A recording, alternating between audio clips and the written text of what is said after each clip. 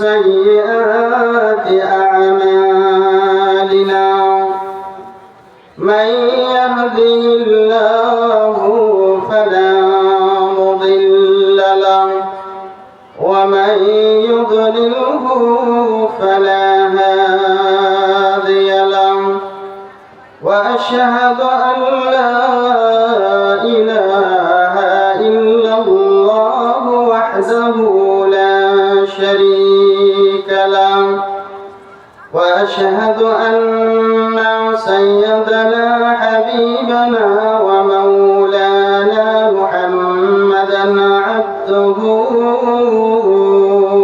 ورسوله الذي أرسله بالحق بشيرا ونذيرا وداعيا إلى الله بإذنه وسراجا منيرا أما بعد فإن خير الحديث كتاب الله وخير الهدي هدي محمد صلى الله عليه وسلم وخير الأمور عوازمها وشر الأمور محدثاتها وكل محدثة بدعة وكل بدعة ضلالة وكل ضلالة في النار. أعوذ بالله من الشيطان الرجيم. بسم الله الرحمن الرحيم. الذين ينفقون في السراء والضراء والكاظمين الغيظ والعافين عن الناس والله لا يحب المحسنين. وقال الله تبارك وتعالى في موضع آخر بسم الله الرحمن الرحيم. مثل الذين ينفقون أموالهم في سبيل الله كمثل حبة أنبتت 7 سنابل في كل سنبلة 100 حبة والله يضاعف لمن يشاء.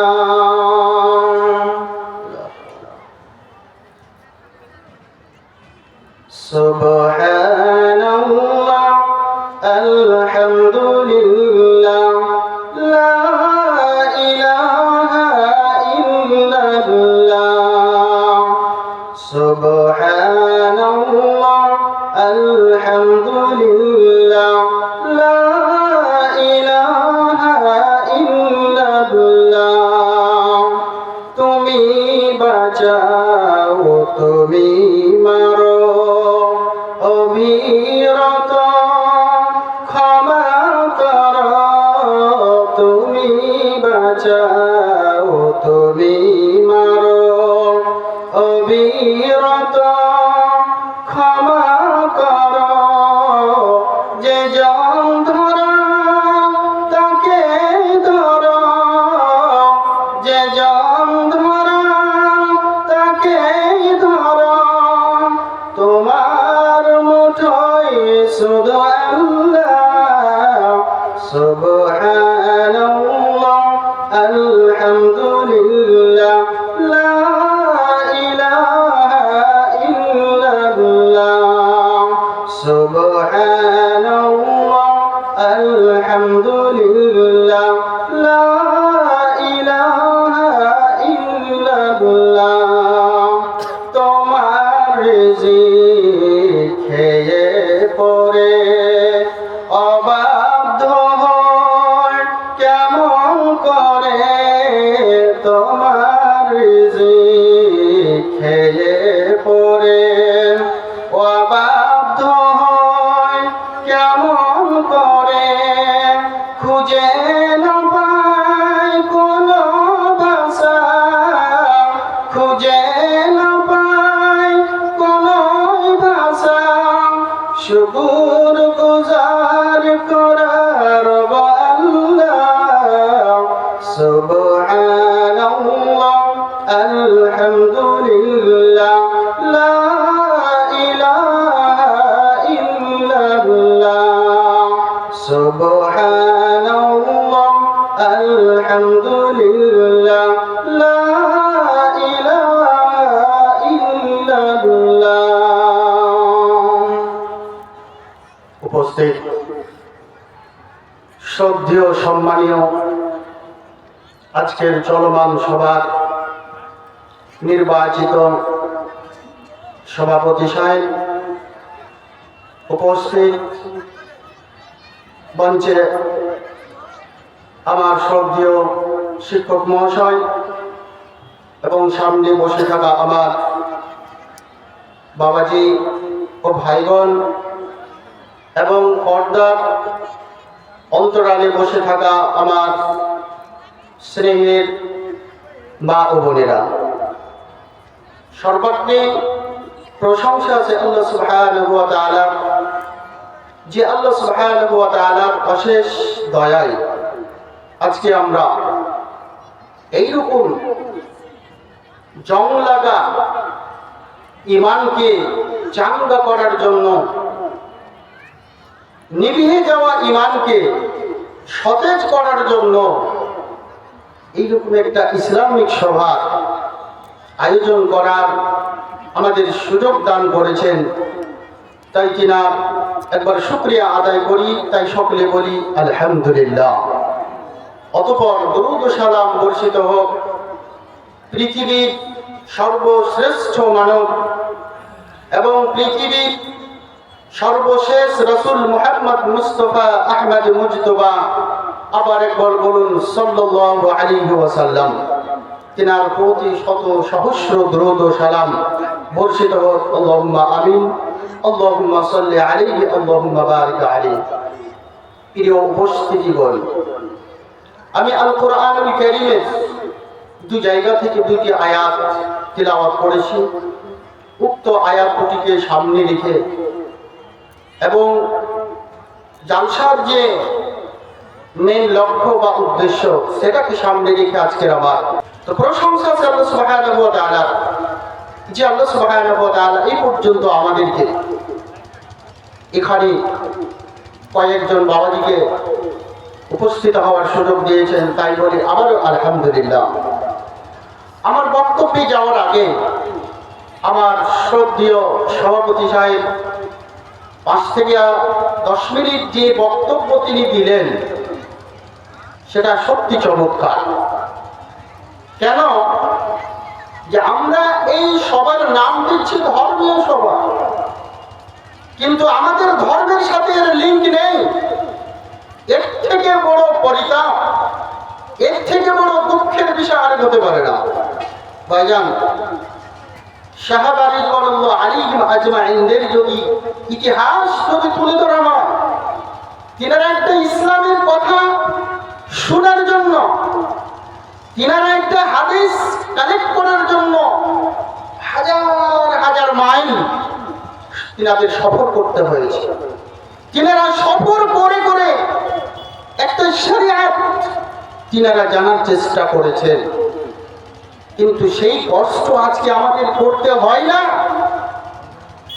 এই ইসলাম প্রচার ও প্রসারের জন্য অনেকগুলি মাধ্যম আমরা পেয়েছি, সেটা হোক সোশ্যাল মিডিয়া কিংবা এই জালসা জুলুস, এছাড়াও যেটা প্রত্যেক সপ্তাহে আমাদের যেটা জুমার বক্তব্য রাখা হয়, এইভাবে আমরা অনেক শুনতে পাই।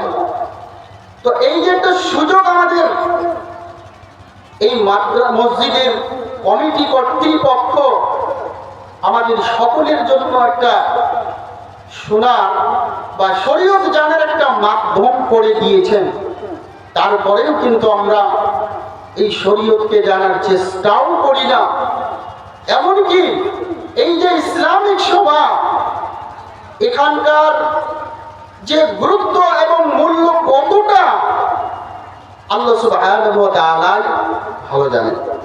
তবে বিশ্বনবী মুহাম্মদুর রাসূলুল্লাহ বলেন সাল্লাল্লাহু আলাইহি ওয়াসাল্লাম, এবং আল্লাহ সুবহানাহু ওয়া তাআলা পবিত্র আল কুরআনুল কারীম থেকে যেটা আমরা জানতে পারি সেটা হচ্ছে যে আমরা যে কয়েকজন বসে আছি, হয়তো আমরা মনে করি যে শুধু আমরাই বসে আছি, কিনা আল্লাহর লক্ষ লক্ষ অগণিত ফেরেশতা অলরেডি এই মুহূর্তে তিনারা হাজির হয়ে গেছে।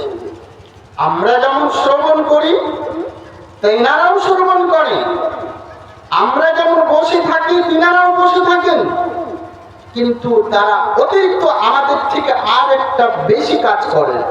সেটা হচ্ছে কি, আল্লাহ সুবহানাহু ওয়া তাআলা বলেন ইন্নাল মালাইকাতা ইউসাব্বিহুনা বিহামদি রাব্বিহিম ওয়া ইস্তাগফিরুনা লিমান ফিল আরদ।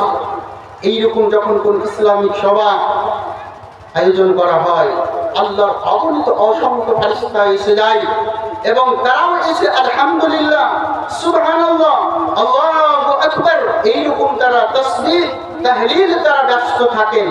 আর একটা কাজ করে, ওয়াইস্তাগফিরুনা লিমান ফিল আরদ, পৃথিবীবাসীর জন্য তারা আল্লাহর কাছে ইস্তিগফার, আল্লাহর কাছে ক্ষমা প্রার্থনা করে। কি বলে, আল্লাহ এখানে যতজন বসে আছে আল্লাহ তুমি এদের সবাইকে, আল্লাহ তুমি এদের সকলকে ক্ষমা করে দাও। ভাইজান, আল্লাহর ফেরেশতা কি রকম, ছোট্ট করে শুধু আপনাকে বলছি যে তিনারা কি রকম, তাদের সম্পর্কে আল্লাহ সুবহানাহু ওয়া তাআলা বলছেন লা ইয়াসুনাল্লাহু মা আমারহুম ওয়া ইয়াফআলুনা মা ইউমারুন। তারা তাদের উপরে যে আল্লাহ সুবহানাহু ওয়া তাআলা তিনার বিধিবিধান দেন, তো তিনার বিধিবিধান পালন করতে গিয়ে লা ইয়াসুনাল্লাহু মা আমারহুম, আল্লাহর নির্দেশকে তারা পুরোপুরি ভাবে পালন করে। তিনার আল্লাহর বিধানকে, আল্লাহর নির্দেশ আদেশকে পালন করতে গিয়ে তারা সামান্যটুকু এদিক ওদিক করেন না। এবং তারা সেটাই করে যা তাদেরকে নির্দেশ দেওয়া হয়। এইরকম আল্লাহর পাপ মুক্ত সৃষ্টি, যাদের পাপ বোধ বলে কোনো জিনিস নেই, এইরকম সৃষ্টি আপনার জন্য, আমার জন্য, এই মজলিসে উপস্থিতির জন্য এইরকম ইস্তিগফার করতে থাকে। আপনার দোয়া কবুল হতেও পারে, নাও হতে পারে, সন্দেহ আছে, কিন্তু তিনাদের দোয়া আল্লাহ সুবহানাহু ওয়া তাআলার কাছে একবারে দ্রুত গতিতে যায়। কেন? সব থেকে মুকাররম, সব থেকে কাছের যদি আল্লাহর সৃষ্টি থেকে থাকে, তাহলে আল্লাহর সৃষ্টি হচ্ছেন কারা? তিনারা হচ্ছেন মালায়েকা।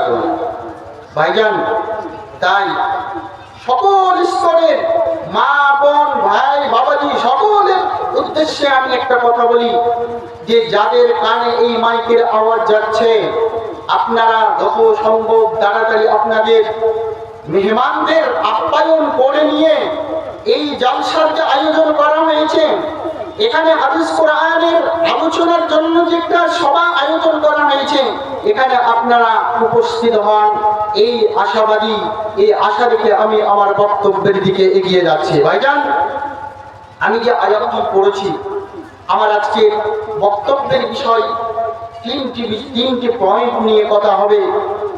সেই বিষয়টি হচ্ছে যে আমরা যে ইবাদতগুলো করি, আল্লাহ সুবহানাহু ওয়া তাআলা আমাদেরকে যে শরীয়ত দিয়েছেন, সেই শরীয়তের দুটো পার্ট। একটা হচ্ছে ইবাদতের মধ্যে একগুলো ইবাদত হচ্ছে মৌলিক ইবাদত, যে ইবাদতগুলো আপনার জন্য আমার জন্য জরুরি, যে ইবাদতগুলো আপনার মধ্যে আমার মধ্যে থাকা বাঞ্ছনীয়, সেইগুলো আপনার মধ্যে আমার মধ্যে থাকা জরুরি, থাকতেই হবে।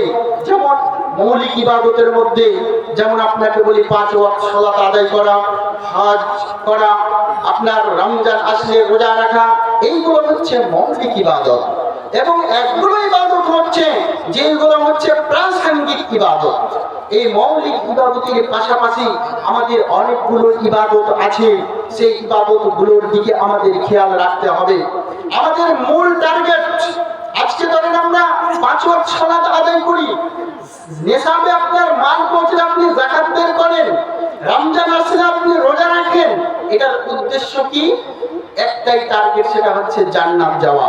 ভাইজান, শুধু নামাজ পড়ে, শুধু সালাত দিয়ে, শুধু ফরজ মৌলিক ইবাদত দিয়ে জান্নাত পাওয়া যাবে এটাই যথেষ্ট নয়। তার সাথে সাথে যেই মানে প্রাসঙ্গিক অনুষঙ্গিক কিছু ইবাদত আছে যেগুলো আপনার মধ্যে থাকা জরুরি, যেগুলো আপনার মধ্যে থাকতে হবে। তো আমি যে আয়াতটি পড়েছি, আল্লাহ সুবহানাহু ওয়া তাআলা কোন মানুষ জান্নাতে যাবে, জান্নাতে কোন ব্যক্তিদের মধ্যে কি কি গুণ থাকা যায়, যেই গুণগুলো যদি তার মধ্যে দেখা যায় তাহলে সেই ব্যক্তি জান্নাতে যাবে। কোরআন হাদিসের অনেকগুলো সিফাত, কোরআন হাদিসের মধ্যে অনেকগুলো নিদর্শন, কোরআন হাদিসের মধ্যে অনেকগুলো আলামত আল্লাহ সুবহানাহু ওয়া তাআলা মুমিনদের শানে বর্ণনা করেছেন। আজকে শুধু আপনাকে আমি 3টি সিফাতের কথা বলবো, আপনাকে শুধু আমি 3টি গুণের কথা বলবো, যে 3টি গুণের কথা আল্লাহ সুবহানাহু ওয়া তাআলা কুরআনুল কারীমের মধ্যে সূরা আল ইমরানের মধ্যে আল্লাহ রাব্বুল আলামিন এই 3টি সিফাত ধরেছেন। সেই 3টি সিফাত কি? আল্লাহ বলেছেন, বিসমিল্লাহির রহমানির রহিম,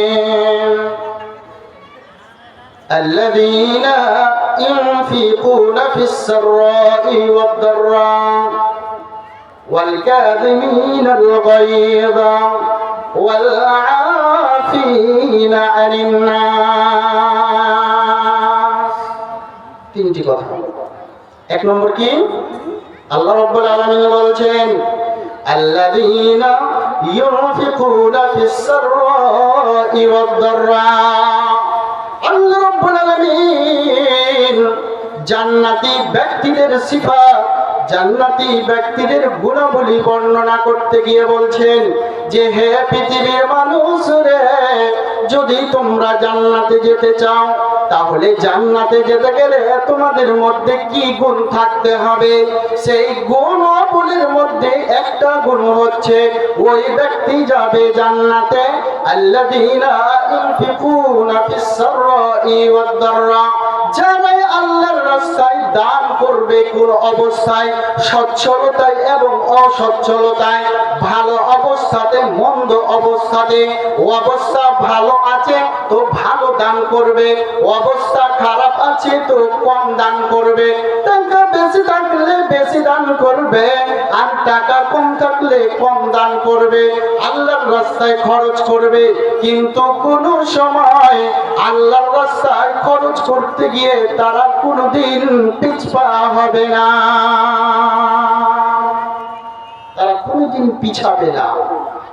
অসুস্থতাই হোক কিংবা সুস্থ অবস্থায় হোক, টাকা থাকার অবস্থায় হোক কিংবা টাকা নাই থাক, দুটো অবস্থাতেই যারা আল্লাহকে স্মরণ রাখবে, যারা আল্লাহর রাস্তায় দান করবে, যারা আল্লাহর রাস্তায় খরচ করবে, আল্লাহ বলছেন এরা হলো জান্নাতি। ভাইজান, কথাটা হয়তো আপনার কাছে আমার কাছে সহজ হতে পারে যে আল্লাহর রাস্তায় খরচ করা, টাকা কম আছে কম দান করব, বেশি আছে বেশি দান করব, ভালো কথা। কিন্তু এই দুটো জিনিস, সচ্ছলতা এবং অসচ্ছলতা, সুস্থতা এবং অসুস্থতা, এই দুটো অবস্থা মানুষের জন্য অত্যন্ত ভয়াবহ অবস্থা। কেন, কিভাবে? বন্ধু আমার, এই ভালো অবস্থা এবং মন্দ অবস্থা, সচ্ছলতা এবং অসচ্ছলতা, দুটো অবস্থা আমার আল্লাহ জান্নাতি ব্যক্তিদের যে গুণের কথা বললেন, কেন বললেন? কেন বললেন? এই জন্য বললেন যে দুটো অবস্থাতেই মানুষ আল্লাহকে বলে ভুলে যায়। এই দুটো অবস্থা এমনই অবস্থা যে দুটো অবস্থাতে মানুষ কিন্তু আল্লাহকে বলে ভুলে যায়। কেমন ভাবে? ভাই আমার, আপনার যদি দারিদ্রতা বিরাজ করে, আপনার পরিবারে যদি দারিদ্রতা দেখা যায়, টাকা নাই পয়সা নেই, তাহলে মনের মধ্যে একটা কাজ করবে যে কিভাবে আমার সংসার চালাবো, কিভাবে আমার ছেলে মেয়ের মুখে দুটো খাবার তুলে দিব, কিভাবে সংসার মেনটেন করব, এই চিন্তাই করতে করতে করতে করতে সেই নামাজ রোজা শরিয়ত সব কিছুকে ত্যাগ করে দেয়, সব কিছুকে ভুলে যায়। তার ব্রেনে শুধু একটাই কাজ করে, যে কাজটার নাম হচ্ছে সংসার মেনটেন করা, টাকা উপার্জন করা। এই উপার্জন করার জন্য সে কি করে? আল্লাহকে বলে ভুলে যায়। ও অপর পক্ষে ঠিক একই রকম ভাবে মানুষের যখন অবস্থা ভালো হয়, তার পকেটে যদি টাকা থাকে, তার টাকা বেশি হওয়ার কারণেও মানুষ আল্লাহকে বলে ভুলে যায়। টাকা বেশি হতে গেলেও আল্লাহকে বলে ভুলে যায়। তাই এই দুটো অবস্থা হচ্ছে জান্নাতি ব্যক্তিদের একটা সিফাত, একটা গুণ।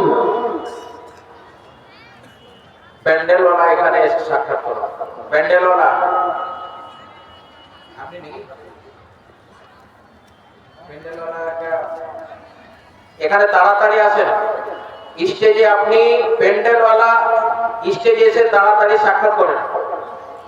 হ্যাঁ, তো বলছিলাম এই দুটো অবস্থা মানুষের জন্য অত্যন্ত মারাত্মক। এই দুটো অবস্থায় আল্লাহ রাব্বুল আলামিন বললেন যে এই দুটো অবস্থাতে যারা আল্লাহকে স্মরণ রাখবে, দুটো অবস্থায় যারা আল্লাহর রাস্তায় খরচ করবে, এরা হচ্ছে জান্নাতি।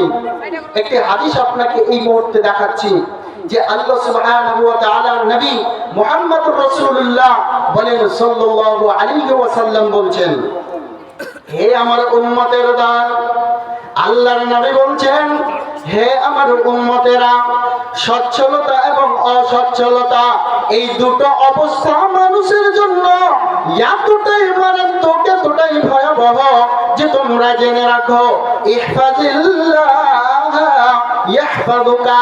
তুমি যদি আল্লাহকে অসচ্ছলতাই হোক কিংবা সচ্ছলতাই হোক, দুটো অবস্থাতেই যদি তুমি আল্লাহকে যদি ভয় করো, আল্লাহকে যদি স্মরণ করো, তাহলে তোমার জন্য আল্লাহ এইরকম একটা পথ খুলে দিবেন যে ইয়াহফাযুকা, আল্লাহ তোমাকেও হেফাজত করবে, আল্লাহ তোমাকেও স্মরণে রাখবে। অর্থাৎ এই পৃথিবীতে তোমার ধন সম্পদ, তোমার পরিবার, তোমার সব কিছুকে দেখভাল করার জন্য, সব কিছুকে রক্ষণাবেক্ষণের জন্য আমার আল্লাহই যথেষ্ট হয়ে যায়। আল্লাহর রাসূল আরো বলছেন, তাআররাফ ইলাল্লাহি ফির রুখাই ইয়ারিফকা ফিশিদ্দা। হে পৃথিবীর মানুষ, তোমরা যদি অসচ্ছলতায় বিপদের সময় যদি তোমরা আল্লাহকে স্মরণ করো, বিপদের সময় যদি তোমরা আল্লাহকে বেশি বেশি ডাকো, তাহলে ইয়ারিফকা ফিশিদ্দাতে, তাহলে তোমাকে বিপদের সময় তোমাকে আল্লাহ রাব্বুল আলামিন তোমার পাশে দাঁড়াবে। অতএব সচ্ছলতা তোমার জন্য এটা একটা বড় নিয়ামত। অতএব এই সচ্ছলতাকে, ভালো অবস্থাটাকে তুমি কাজে লাগিয়ে আল্লাহকে বেশি বেশি ডাকো, তুমি আল্লাহর রাস্তায় বেশি বেশি খরচ করো, আল্লাহর রাস্তায় তুমি দান করো। তাহলে দান করতে গেলে বিপদের সময়, সমস্যার সময় আল্লাহ তোমাকে তরাবে, আল্লাহ তোমাকে বাঁচিয়ে নিবে। ভালো অবস্থা আছেন, আল্লাহকে স্মরণ রাখেন। সুস্থ আছেন, আল্লাহর বেশি বেশি ইবাদত করেন। তাহলে যখন আপনি অসুস্থ হয়ে পড়বেন, বিপদ আপদ আপনার সামনে আসবে, সেই মুহূর্তে আল্লাহ আপনাকে স্মরণ রাখবে, আল্লাহ আপনার পাশে দাঁড়াবে। আল্লাহ পাশে দাঁড়াবে মানে আল্লাহ আপনার বিপদ আপদকে সরিয়ে দিবে। ভাইজান, আপনাকে আমি বলছিলাম যে এই দুটো অবস্থা মানুষের জন্য অত্যন্ত ভয়াবহ অবস্থা। তো মানুষ টাকা হতে গেলে, এটা বললাম যে মানুষের যদি দারিদ্রতা বিরাজ করে, তাহলে আল্লাহকে বলে ভুলে যাওয়া এটা স্বাভাবিক আমরা মনে করি। কিন্তু যদি টাকা বেশি হয়, আমার কোনো জিনিসের অভাব অনটন কিচ্ছু নেই, তারপরে একজন মানুষ আল্লাহকে বলে কিভাবে ভুলে? আপনাকে একটা হাদিস নিয়ে আসছে, সেটি হচ্ছে কি যে আল্লাহ রাব্বুল আলামিন একটি আয়াতের মধ্যে নিয়ে আসছেন এবং আয়াতের শানে নজর হিসাবে একটা ঘটনা আপনাকে বলবো। আয়াতটা কি? আল্লাহ রাব্বুল আলামিন বলছেন, ওয়া মিনহুম মান আহাদাল্লাহা লা ইন আতানি মিন ফাদলিহি লা নাসাদদাকান্না ওয়া লা নাকুনান্না মিনাস সালিহিন। আয়াতের অর্থটা কি? অর্থটা হচ্ছে কিছু মানুষের মধ্যে যারা আল্লাহর সাথে অঙ্গীকারবদ্ধ হলো, আল্লাহর সাথে যারা অঙ্গীকার করলো, কি অঙ্গীকার? লা ইন আতানি আল্লাহু মিন ফাদলিহি, আল্লাহ যদি তার অনুগ্রহের দ্বারা, আল্লাহ যদি তার দয়ার দ্বারা আমাকে কিছু টাকা দেয়, সম্পদ দেয়, লা নাসাদদাকান্না, তাহলে আমি অবশ্যই অবশ্যই আল্লাহর রাস্তায় আমি সাদকা করে দিব, আল্লাহর রাস্তায় আমি দান করে দিব। ওয়া লা নাকুনান্না মিনাস সালিহিন, এবং আমি একজন সৎ কর্মশীল ব্যক্তিদের অন্তর্ভুক্ত হয়ে যাব।